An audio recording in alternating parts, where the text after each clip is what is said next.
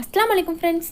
இன்றைக்கி நம்ம கிச்சனில் ரொம்பவே டேஸ்டியாக, அதுவும் 10 நிமிஷத்தில் இட்லி, தோசை, சப்பாத்தி, பூரி எல்லாத்துக்குமே ரொம்ப ரொம்ப சூட் ஆகிற மாதிரியான டேஸ்டியான தக்காளி குருமா எப்படி ப்ரிப்பேர் பண்ணுறதுன்னு தான் பார்க்க போகிறோம். ரொம்ப ருசியாகவும் டேஸ்டியாகவும் இருக்கும். இட்லி, தோசைக்கு நம்ம சட்னி சாம்பார்லாம் போர் அடிக்கிற டைமில் இதே மாதிரி நீங்கள் செஞ்சு பாருங்கள். இது வரைக்கும் தமிழ் ஃபன் சேனலை சப்ஸ்கிரைப் பண்ணாத நண்பர்கள் சப்ஸ்கிரைப் பண்ணிக்கோங்க. அப்படியே பக்கத்தில் இருக்கிற பெல் பட்டனை கிளிக் பண்ணிவிட்டு ஆளுங்கிற ஆப்ஷனை கிளிக் பண்ணிக்கோங்க. அப்போ தான் நாங்கள் போகிற நியூ அப்டேட்ஸை நீங்கள் உடனுக்குடன் நோட்டிஃபிகேஷன்ஸாக பார்க்க முடியும். இப்போ ஸ்டவ் ஆன் பண்ணிவிட்டு பேன் வச்சுக்கோங்க. இதில் 2 டேபிள் ஸ்பூன் அளவுக்கு ஆயில் சேர்த்துருங்க. ஆயில் ஹீட் ஆனதுக்கப்புறமா 2 துண்டு பட்டையும் 2 ஏலக்காய் 1 கிராம்பு சேர்த்துருங்க. கூடவே 1.5 டீஸ்பூன் அளவுக்கு சோம்பும் சேர்த்து லோ ஃப்ளேம்லேயும் வச்சு இது நல்லா வாசனை வர்ற வரைக்கும் வறுத்து விட்டுக்கோங்க. இப்போ இது கூட ஒரு 10-12 போல் பூண்டும் 1 துண்டு இஞ்சியும் சேர்த்து இதை வதக்கிக்கோங்க. இஞ்சி பூண்டு நல்லா வதங்கினதுக்கப்புறமா இது கூட 2 பெரிய வெங்காயத்தை நல்லா ரஃப்பாகவே கட் பண்ணிவிட்டு சேர்த்துக்கோங்க. சேர்த்துட்டு வெங்காயத்தை வதக்கிக்கோங்க.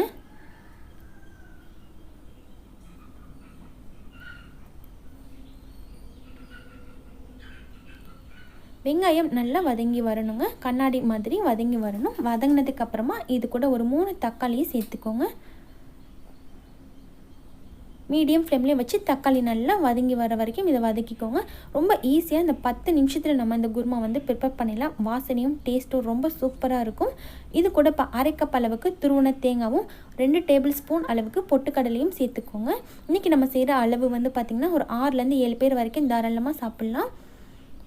இப்போ இது எல்லாத்தையும் சேர்த்து ஒன்றா நல்லா வதக்கினதுக்கப்புறமா ஸ்டவ் ஆஃப் பண்ணிவிட்டு இந்த மசாலா நல்லா ஆற வச்சுக்கோங்க. நல்லா ஆறி வந்ததுக்கப்புறமா மிக்ஸி ஜாருக்கு மாற்றிட்டு தேவையான அளவுக்கு தண்ணி சேர்த்து இதை நல்லா நைஸாக அரைச்சி எடுத்துக்கோங்க. இருக்கட்டும். இப்போ நம்ம ஸ்டவ் ஆன் பண்ணிட்டு பேன் வச்சுக்கலாங்க.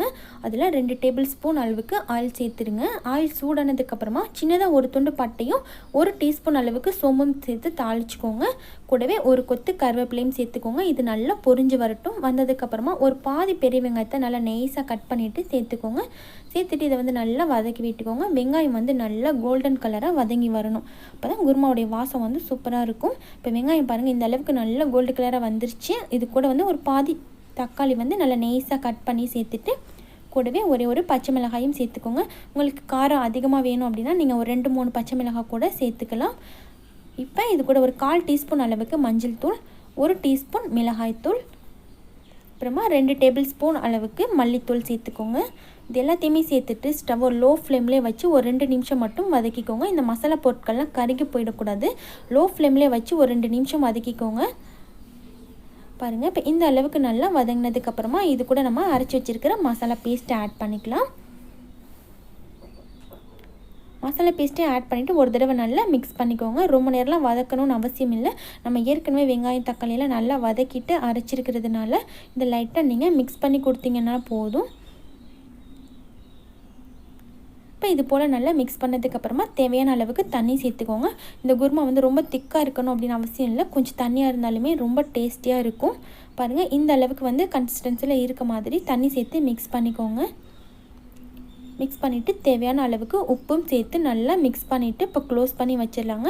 இதை நம்ம க்ளோஸ் பண்ணதுக்கப்புறமா அடிக்கடி ஓப்பன் பண்ணிகிட்டே இருக்கக்கூடாதுங்க. அப்போ இந்த குருமாவுடைய வாசமும் டேஸ்ட்டும் சுத்தமாக போயிடும். இதை ஃபுல்லாக க்ளோஸ் பண்ணி வச்சுட்டு ஒரு 10 நிமிஷம் குருமா நல்லா கொதித்து வரட்டும். அது வரைக்கும் லோ ஃப்ளேமில் வச்சு வெயிட் பண்ணிக்கோங்க. அதுக்கப்புறமா நீங்கள் ஓப்பன் பண்ணிங்கன்னா இது போல் பாருங்கள், எண்ணெய்லாம் நல்லா பிரிஞ்சு குருமா சூப்பராக ரெடி ஆயிரும். ரொம்ப ஈஸியான மெத்தட், ரொம்பவே டேஸ்டியாக இருக்கும். இப்போ மேலே பொடியாக கட் பண்ண கொத்தமல்லி இலைகள்லாம் தூவிட்டு நம்ம சர்வ் பண்ணிக்கலாம்.